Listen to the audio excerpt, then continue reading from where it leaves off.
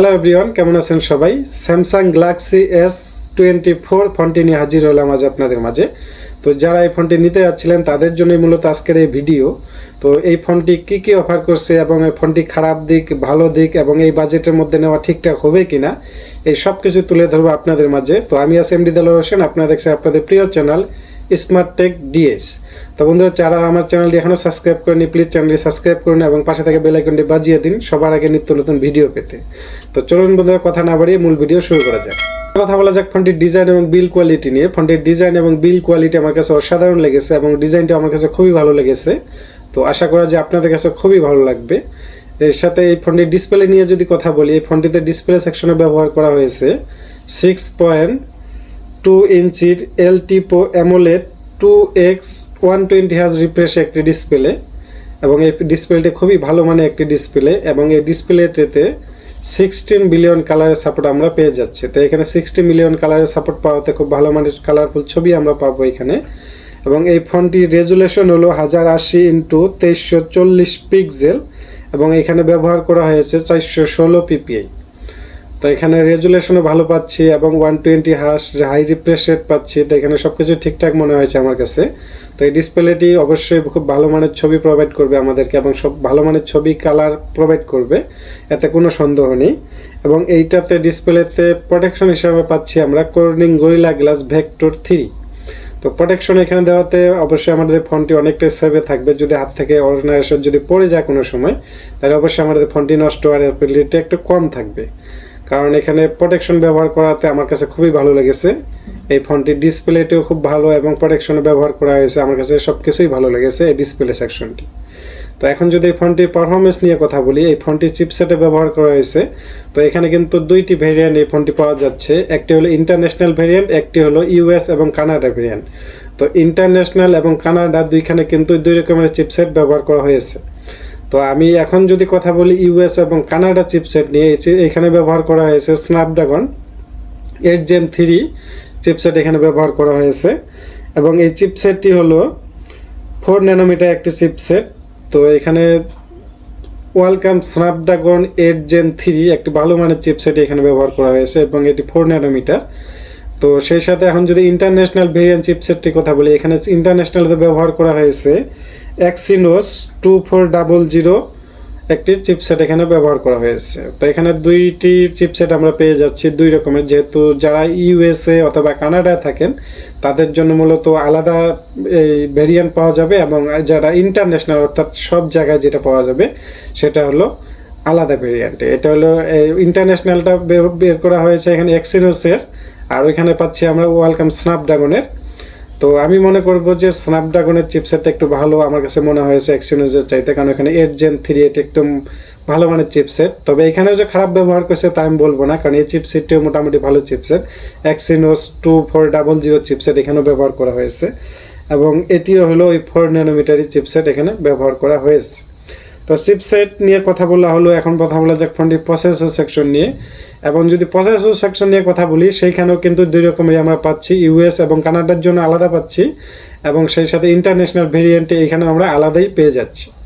তো আলাদা কেমন, এখানে আমরা যদি ইন্টারন্যাশনাল ভেরিয়েন্টের কথা বলি, তো প্রথমে আমরা ইউএস এবং কানাডারটা নিয়ে কথা বলা যাক। এখানে ইউএস এবং কানাডাতে ব্যবহার করেছে অক্টাকোর 1.1x3 GHz একটি চিপস প্রসেসর এখানে ব্যবহার করা হয়েছে এবং এখানে হলো কর্টেক্স X x4 এবং পরের যে 5টি কর্টেক্স এখানে ব্যবহার করেছে সেটা হলো 3.2 GHz কর্টেক্স A720 এবং সেই সাথে সবার শেষে যে দুইটি কর্টেক্স ব্যবহার করা হয়েছে সেটি হলো 2.3 GHz এখানে হলো কর্টেক্স A520 এখানে ব্যবহার করা হয়েছে। তো এটা হলো ইউএস এবং কানাডার যেই প্রসেসরটি ব্যবহার করেছে সেটার কথা বলা হলো। তো এখন বলবো ইন্টারন্যাশনাল ভেরিয়েন্ট যেটি ব্যবহার করেছে সেটির কথা। এবং ইন্টারন্যাশনাল ভেরিয়েন্টে যেই প্রসেসরটা ব্যবহার করেছে এটা হলো ডেসাকোর 1x32 GHz একটি প্রসেসর, এটা হলো x4 এবং সেই সাথে বাকি যেই দুটি ব্যবহার করা হয়েছে সেটা হলো 2.90 GHz কর্টেক্স A720 এবং বাকি যে তিনটি রয়েছে সেই তিনটিতেও ব্যবহার করা হয়েছে 2.60 কর্টেক্স A7 2.0 এবং শেষের যেই 4টি কর্টেক্স আছে সেখানে ব্যবহার করা হয়েছে 2. Cortex A720। তো এই দুইটি ভেরিয়েন্টে আমরা পেয়ে যাচ্ছি।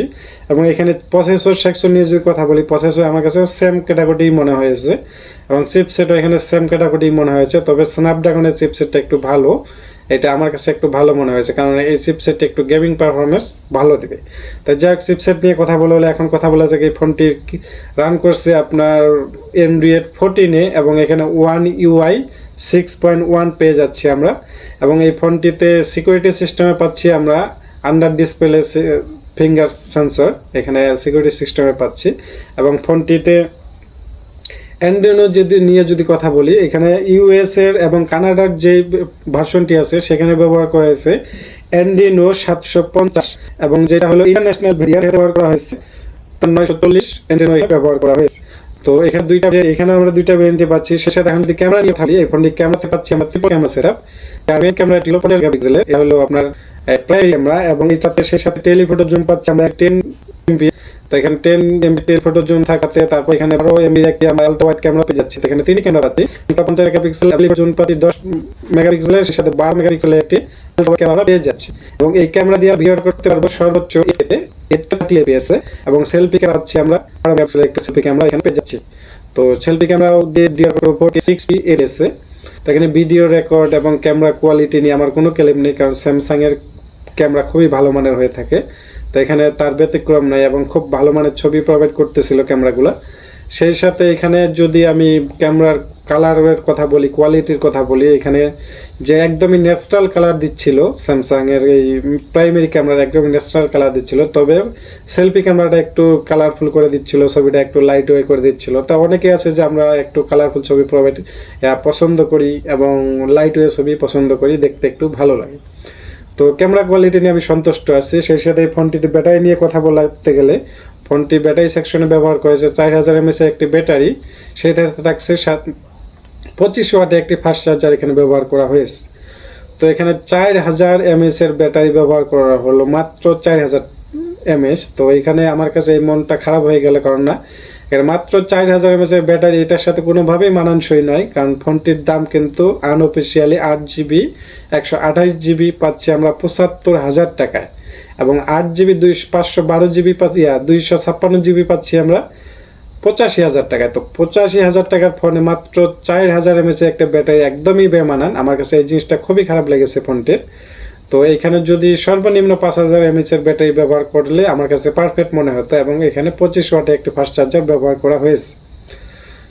তো ব্যাটারি ব্যাকআপটা আমার কাছে একদমই খারাপ লেগেছে এবং এই ফোনটিতে খুব যে ভালো একটা ব্যাটারি ব্যাকআপ পাবেন তাও পাবেন না। একদিন আপনারা ইউজ করতে পারবেন এবং আপনারা 1.5 দিন ব্যবহার করতে আপনারা পারবেন না। যদি একদম ভারী ইউজ করেন আপনাকে হয়তো 6 ঘন্টার মতো সময় দিতে পারে ফোনটি, এবং যদি আপনি হালকা ইউজ করেন তাহলে আপনাকে একদিনের মতো সময় পেয়ে যাবেন আপনারা এই ফোনটিতে চার্জ ব্যাকআপ একদিনের মতো পেয়ে যাবেন। এবং এইটি পাচ্ছি আমরা দুইটি ভেরিয়েন্টে, একটা হলো 8GB 128GB আর অন্যটি হলো 8GB 256GB। এই দুটি ভেরিয়েন্টে পাচ্ছি এবং 8GB 128GB প্রাইস হলো আনঅফিসিয়ালি 75,000 টাকা এবং 8GB 256GB প্রাইস হলো আনঅফিসিয়ালি 85,000 টাকা। তো বাজেট বিবেচনা যদি করতে যাই তাহলে আমার কাছে বেশ কিছু জিনিস এখানে খারাপ লেগেছে, যেমনটা হলো এখানে যদি 4000 mAh এর ব্যাটারি ব্যবহার না করে 5000 mAh এর ব্যাটারি ব্যবহার করতে আমার কাছে ভালো মনে হতো এবং চার্জিংটা হয়তো আরেকটু বাড়ায় দিতে পারতো, 30 বা 35 বা 33 ওয়াটের চার্জিং দিলে আমার কাছে ভালো মনে হতো। এই দুইটা দিকে আমার কাছে খারাপ লেগেছে। এবং খারাপ লেগেছে ক্যামেরা কোয়ালিটি নিয়ে। এবং যদি আমি মেন ক্যামেরার কথা বলি, এখানে অবশ্যই মেন ক্যামেরাটি আরও বেশি ভালো দেওয়ার দরকার ছিল, যেহেতু একটি এই ফ্ল্যাগশিপ ডিভাইস। অবশ্যই এখানে 50 মেগাপিক্সেলের ক্যামেরা দিয়ে আমি সন্তুষ্ট নই, এখানে অবশ্যই 60 বা 70 মেগাপিক্সেলের মেন ক্যামেরাটা ব্যবহার করা উচিত ছিল। সেই সাথে সেলফি ক্যামেরার কথা যদি বলি, এখানে 30 মেগাপিক্সেলের একটি সেলফি ক্যামেরা কোয়ালিটি ক্যামেরা ব্যবহার করলে ভালো হতো। তো এখানে মাত্র 12 ওয়াটে একটি এই সেলফি ক্যামেরা ব্যবহার করা হয়েছে, এখানে এই ফোনের সাথে এটা একদমই বেমানান। তো বন্ধুরা, এই ফোনটি কি অফার করছে এবং কি ব্যবহার করেছে দুইটি ভেরিয়েন্টে পাচ্ছে এবং যেটা আপনার তা আমরা হয়তো চাইলেও কানাডা এবং ইউএসএরটা পাবো না, ইউএসএরটা পাবো না। তো এখানে আমরা যদি ইন্টারন্যাশনাল ভেরিয়েন্টের কথা বলি, তো আমার কাছে মোটামুটি ভালো লেগেছে। আবার বেশ কিছু দিকে আমার খারাপ লেগেছে, যেগুলো খারাপ লেগেছে সেগুলো আপনাদেরকে অবশ্যই শেয়ার করে দিলাম। তো যারা এই ফোনটি নিতে যাচ্ছেন অবশ্যই ভেবে চিন্তে নেবেন, যেহেতু এটি একটি ফ্ল্যাগশিপ ফোন এবং দামি ফোন, 75-80 হাজার টাকা দাম। তো অবশ্যই আমি মনে করি যে এর চাইতে ভালো অন্য ফোন, মানে অন্য কোনো কোম্পানি অবশ্যই এর চাইতে ভালো কিছু অফার করতেছে। তো আমি ভাবি যে এই ফোনটা এই দামে নেওয়া আমার মনে হয় না ঠিক হবে এই মুহূর্তে। এই ফোনটির দাম যদি 60,000 টাকা হতো বা 65,000 টাকা হতো, তাহলে আমার মনে হয় যে ঠিক হতো। তো যাই হোক, কেমন লাগলো ভিডিওটি অবশ্যই আমরা কমেন্টে জানাবেন, এবং আরও নিত্য নতুন ভিডিও পেতে আমার চ্যানেলটি সাবস্ক্রাইব করে রাখবেন এবং পাশে থেকে বেল আইকন বাজিয়ে দিবেন সবার আগে নিত্য নতুন ভিডিও পেতে। তো বন্ধুরা, এই ভিডিওতে আমি যা যা শেয়ার করলাম আপনারা অবশ্যই আমাকে কমেন্টে জানাবেন, এবং আরও নিত্য নতুন ভিডিও পেতে আমার চ্যানেলটি অবশ্যই সাবস্ক্রাইব করে রাখবেন। এবং আপনাদের যদি কোনো প্রশ্ন থাকে অবশ্যই আমাকে কমেন্টে করতে পারেন, বা কোনো ফোনের বিষয়ে যদি কোনো নিউজ আপনাদের জানার ইচ্ছা থাকে সেটা আপনাকে কমেন্টে জানাতে পারেন।